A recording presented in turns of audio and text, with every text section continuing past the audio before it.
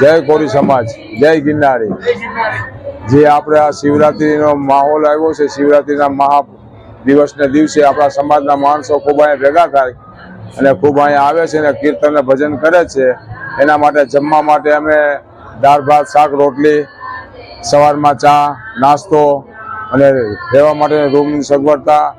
ઓઢવા પાથરવાના ગોદડાની સગવડતા કરી છે અને આપણો સમાજ ખૂબ ઉત્સવથી અહીંયા આવે છે અને બધા આનંદ લે છે, કીર્તન ભજન કરે છે અને હપીને બધા રહીએ તો મજા આવે અને આવી રીતે આપણો હપ જવાઈ રહીએ તો આપણા સમાજનું બહુ નામે આગળ વધે અને આપણો સમાજ જો હપીને રહે તો કોઈમાં કોઈ ઓલું ન કરી શકે। તો આપણા સમાજને હપીને રહેવું એક જરૂરી કામ છે અને આપણા સમાજની અંદરો અંદર જે થોડો ઘણો વિવાદ હોય એ પણ ટાળી નાખવો અને એકાબીજાને સમજીને રહેવું અને એકાબીજાને સમજતા શીખો।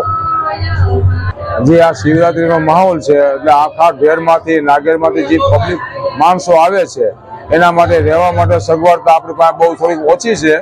અને થોડાક જ રૂમ છે, આપણી પાસે 6 જ રૂમ છે। એમાં બૈરાઓને અમે રહેવા માટે આપીએ છીએ, છોકરાઓને નાના માટે રહેવા માટે આપીએ છીએ, બાકીના બધા પુરુષો બધા નીચે હુવે છે અને આપણે આપણી જગ્યામાં થોડુંક આપણે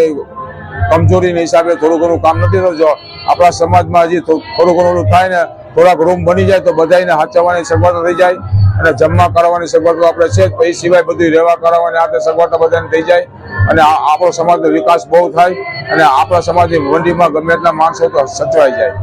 એના માટે આપણે બધા ભેગું થઈને આ બધું કરવું જોઈએ। હાલો, અમારા કોરી સમાજ માટે અમે જે આ ગોદડાની વ્યવસ્થા કરી છે, જમવા કરવાની વ્યવસ્થા કરી છે, ઉપર સેટે બનાવ્યો છે, ઉપર રહેવા માટેની વ્યવસ્થા કરી છે અને આપણા સમાજને ક્યાંય દુઃખી ન થવું પડે, ક્યાંય ન જવું પડે, સમાજ વ્યવસ્થિત આપણો રહી શકે અને સમાજમાં થોડું ઘણું આવતું જાય તો એનો વિકાસ થતો જાય સમાજનો અને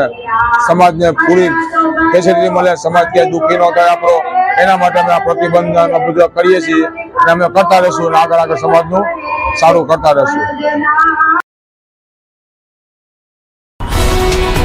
ગુજરાતભરના તાજા સમાચાર મેળવવા માટે અમારી ગુજરાત નેશનલ ટીવી ન્યૂઝને સબસ્ક્રાઇબ કરો,